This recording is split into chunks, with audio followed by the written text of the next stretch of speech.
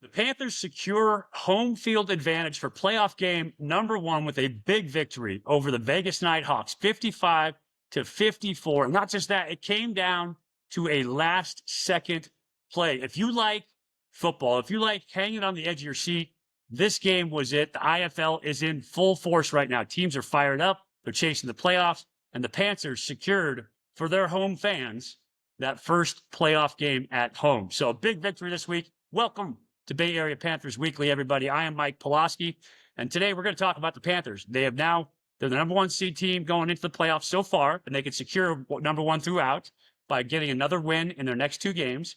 They've got home field for the first game, which is huge because it's hard to win on the road at any level of football, but especially in professional football. And they bring a game home for their fans. So big week in Panther Nation. And right now we have head coach Rob Keefe joining us. And coach, tell me about it, because last Monday you were down in San Diego, played a really good resurgent, I would say, San Diego Strike Force team. You guys drop one down there and you only have 4 days to rebound. And you come in and you pull off this huge victory against Vegas. What was the difference? What was going on with the team? Hey, when I first saw the schedule in November, we saw a Monday game at San Diego with San Diego coming off a bye.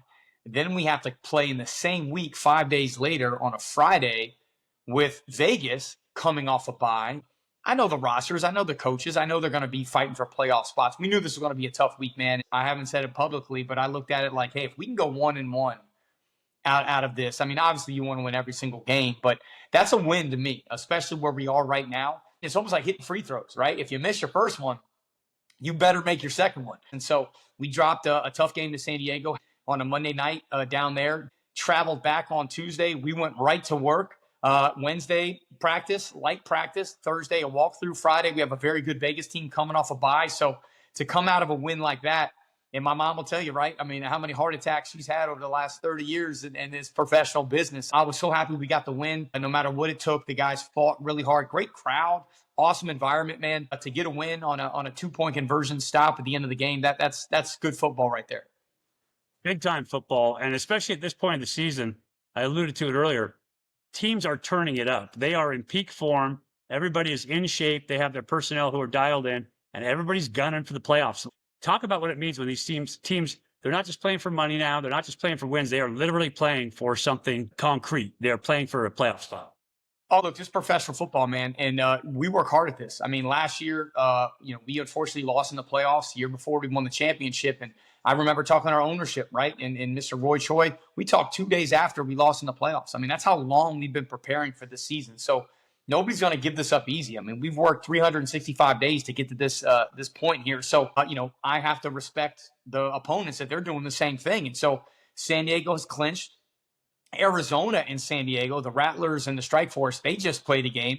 Arizona pretty much won on the last play of the game against San Diego down there. They just clinched. Nobody even knows the seeding that they are yet. So 4th playoff spot. So we play Tucson. They're still in it. And so this is man, everybody's fighting for it, man. This is a dogfight. This is a very, very competitive league. It's a competitive sport. And you're going to get everybody's best. And now you got, 13, 14 game films on everybody. Everybody's very aware of what everybody else does. Everybody's stepping it up. They're picking it apart. The coaches are really going to work. The players understand how to play the game now. So nobody's really a rookie anymore. So it makes for great competitive football, man. It really is a great league. Let's get into that game a little bit, because the week before, offense was flat coming out. You turn the ball over right away. This game, offense came out on fire. Talk about Josh Jones, the offense, and how they were hitting on all cylinders in that first drive. Yeah, I mean, that was a talk that we had all week, man, not only as an offense, but as a whole team, man. We got to start fast, and it's the way that we practice, right? It's the mindset, right? We got to come out here. We got to earn this thing. So very proud of our offensive score on that first drive. And then Axel Perez, right, the kicker with the ricochet, BK Smith Jr., Johnny on the spot, right? We get the ball to go up 14-0. That's how you start a game. But then Vegas, just like us the week before versus San Diego, they're going to come back, right? They're going to give us their all. They got a few stops, and they made it a game. So, but really happy that the offense got going. I mean, Josh Jones really showed what he can do with his legs, right? 2 touchdowns in the air, three touchdowns rushing, almost 100 yards rushing for Josh. I mean, 92 yards, that's a lot in this league when the field's only 50 yards. So, it's equivalent to almost having a quarterback rush for 200 yards in the outdoor game. I mean, that's what he can bring to the table. And again, Vegas did a lot of exotic things, very mirrored like Arizona in a way. And San Diego copied that same formula. And look, we're seeing everybody's best. And so it's just making us better. So really happy the offense played the way that they did. I mean, 55 points, that's nothing to laugh about. Pretty good. Yeah, pretty good showing for the offense, no doubt about it. And then the defense got the first quarter shutout.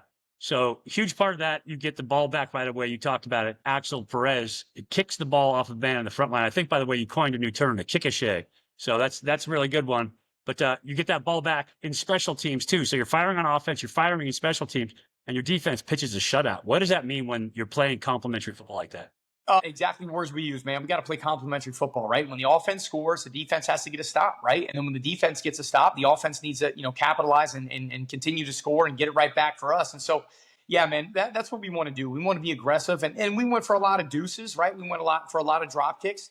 We wanted to kind of create the environment. We're playing to win, man. And we're not playing not to lose, right? We're playing to win. We're in it to win it. I felt the energy of the crowd. I thought that was a great Friday night crowd. And then, I think for us, there's a lot of things we could have done better at. But at the end of the day, got the win. We would have liked to score last before the half, right? So 28-21 in the halftime. I would have liked to see the offense score last. That's why the onside kicked. If we could have made it 35-21, give us a little bit more of a cushion. We unfortunately weren't able to capitalize, with the ball last in our hands at half. They had the ball coming out first, and they scored 27-28. They missed their PAT.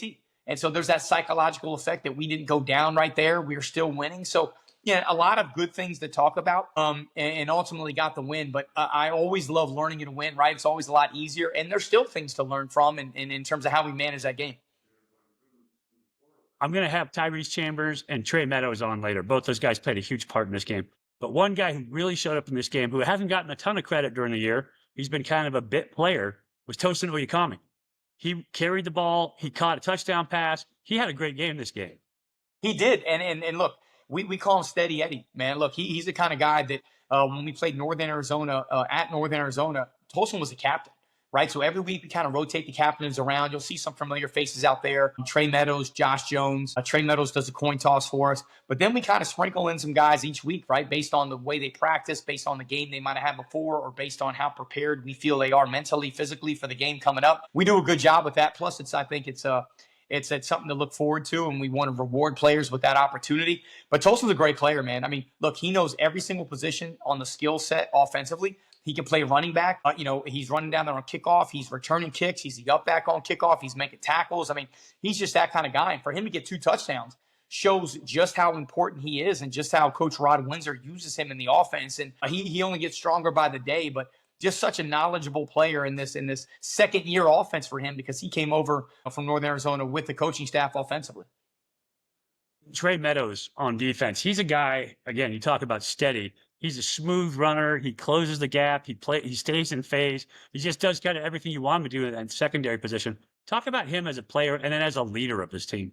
Yeah, and look, Andy's a great tackler, right? He's won 2 championships with me, man. I love Trey, right? He just is an amazing character guy. I remember too. He was an almost, and he knows this. He was the last player that we selected on our team coming out of camp. It was between him and another DB when we were in Northern Arizona. I'm so happy, right? You just never know how things are going to work out. We selected Trey over another player, and then Trey ends up being one of the best players, not only in the secondary, but on the entire team for the Northern Arizona Wranglers. Was on the all-rookie team that year with 4 interceptions for Northern Arizona. Won a championship with him. Comes over with me to the Bay Area Panthers. Wins another championship with me. He's won 2 championships in the last 3 years with me. Now here we are in our 4th year, and he's right on pace, man. I mean, just a great playmaker, but he understands the game. He understands his teammates. He's a great locker room person, and he's just an extension of myself, right? It's not a forced situation. Like he wants to win, being a good person, high character guy, but also in a very understanding way where you could tell he's eventually going to be a coach too. He relates to everybody very well. He understands how to get the most out of his teammates. The way he communicates on the field to his guys and in practice, it's just awesome, and they just really respect him. And I love the guy, man. I really do. I love him. I love his family. I'm just so proud of how far he's come. every time I talk to him, I fall more in love with him. He's just such a good guy. And, so he's just so thoughtful in all of his responses as well. So, a great football player on top of it all, or maybe to begin it all in this case, since we're talking about him at that defensive back position. Talk about Tyrese Chambers, because he was a guy, rookie in this league. He came on, he got injured, right? So he's having a good season. He gets injured. And then he kind of worked his way back in game one, but then he's had some steady offensive production this last game. 5 catches, a big touchdown pass in the go route at the end that he has to fight back across the DB for. Talk about what he means out there as a player. Man, I tell you what, Tyrese wants it, man. Like, he's one of these guys, right? Went to Maryland, went to Florida International. Like, I mean, he really is a really good player, has played a high level of football, was with rookie minicamp with the Cleveland Browns. If he didn't get hurt, he had a lower leg extremity. If he didn't get hurt for 4 games in the middle of the season, he's probably be leading the league in touchdowns as a wide receiver, right? So that kind of knocked him off that pace there. But the way that he just goes out and gets the football, his catch radius, I mean, the way that he catches the football, I mean, literally, if it's anywhere around his body, whether it's palms up, whether it's palms down, whether it's one-handed, whatever it might be, I mean, he's going to catch the rock, and he wants it too. Like, that's what I love about him the most. Like, he's constantly pushing himself. He's pushing his teammates.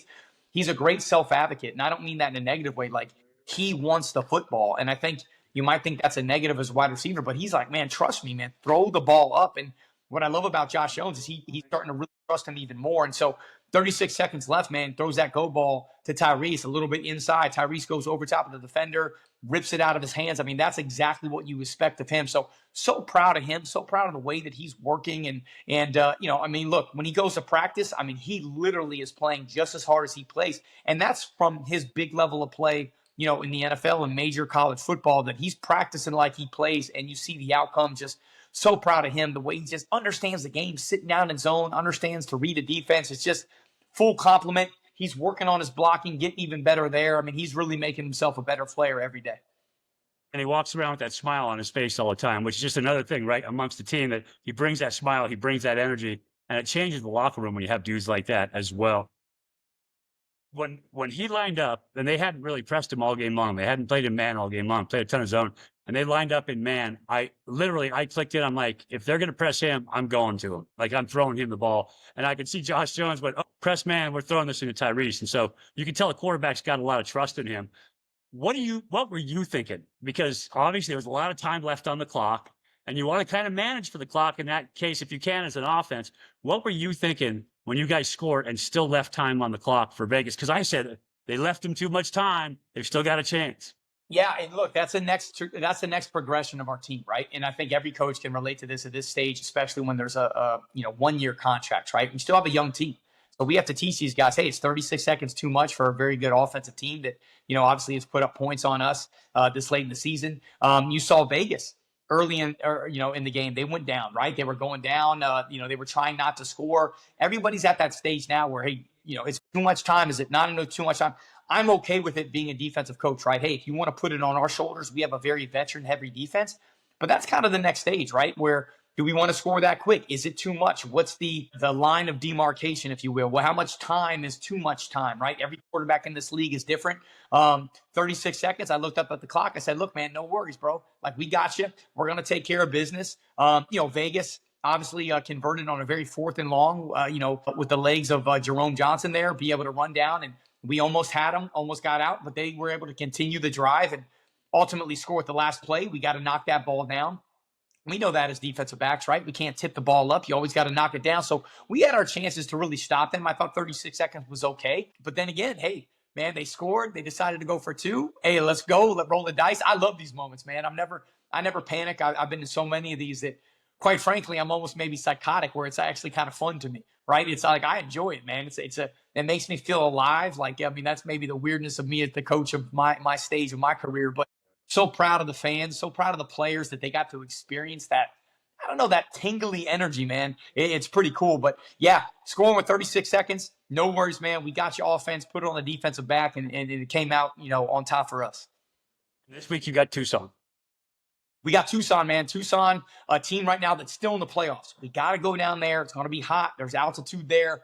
A whole nother thing. They put up a lot of points last time we played them. They're going to be fighting for their life. We got to come to play, man. We can't assume that we're just going to get a win down there. This is going to be a big-time football game. Coaches are playing for a lot down there, not just a playoff spot, but they want to prove that they can beat us. Because if not, their season's going to be over. So a desperate animal is a dangerous animal. So we got to be careful. We got to be on it this week, man, because it's going to be a big time football game again. No doubt about it. You guys are playing in them right now. This is the time. It's playoff time, championship time. So, Coach, I appreciate you coming on here tonight. So great to have you. So great to get that big win. Looking for another win down in Tucson. When we come back, we'll talk to Tyrese Chambers. We'll talk to Trey Meadows. And you can always catch the game from Tucson this week coming up 6:05 on Saturday, July 19th, right here on KMBR 1050. Pregame starts at 5:50.